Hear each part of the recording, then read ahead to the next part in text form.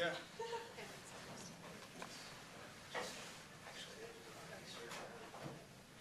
I'm Brad Hensley. I'm the Manager of Interactive Technology at the Whitney, and this is Sarah Romack, the Digital Content Manager.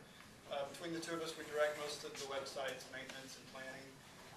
I'm basically the technical web development half of that, and I oversee the analytics, which is the focus of this proposal. We're basically looking for someone who can help us make analytics more interesting and usable for the staff, just general people who aren't usually logging into Google Analytics. Google Analytics is our primary metrics tool, but we might consider doing something with the server logs too if anyone has Ruby or other server-side skills that might be appropriate for that. This proposal, this presentation will focus on using Google's metrics through the API, which has really expanded a lot in the last year. Google Analytics is really great, but the learning curve is really high for most people, and the UI is sometimes really confusing. It's easy to get lost, and you don't really know how you got where you're at or what you're looking at sometimes. And we'd like, for one thing, maybe a way to use the analytics that are available through the API while you're actually browsing the site. Sort of like the site overlay view, but better. So this is the way it looked until yesterday morning.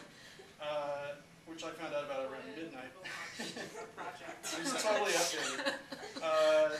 But until yesterday, this is the way it looked. It was sort of a disappointing experience. You could only see what % of users went to these URLs, but you couldn't tell where they came from any given page. You couldn't really apply filters or segments or any of the other really powerful things about analytics, Google Analytics, which is also kind of a bummer. So part of our original proposal was to make that data more accessible through the API and maybe overlay it on this site now. But as of yesterday, they updated this. This is now called In-Page Analytics Beta.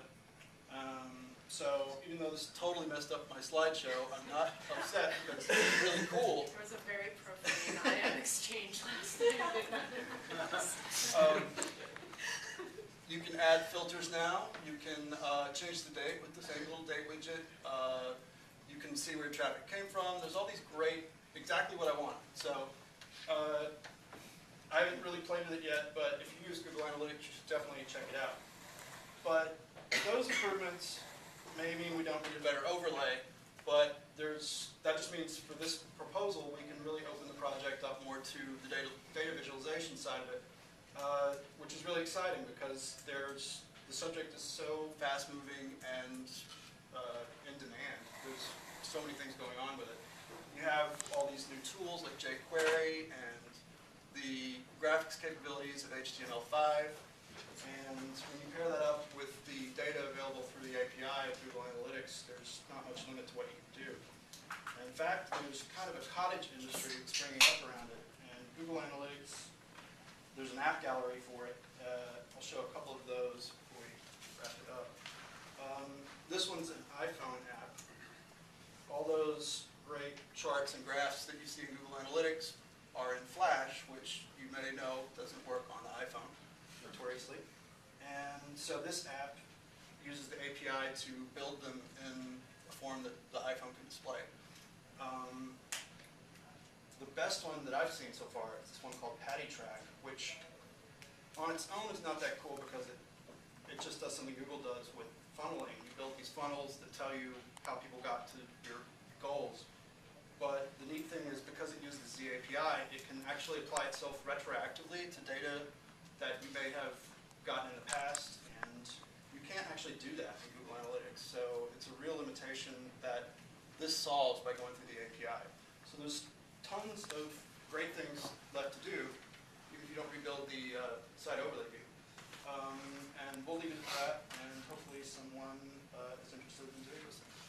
We should probably mention too that we manage our website in a really kind of post-bureaucratic model where various individuals across the institution, curators, all kinds of folks that normally wouldn't have their hands on anything having to do with the website of museums. At the Whitney, they do.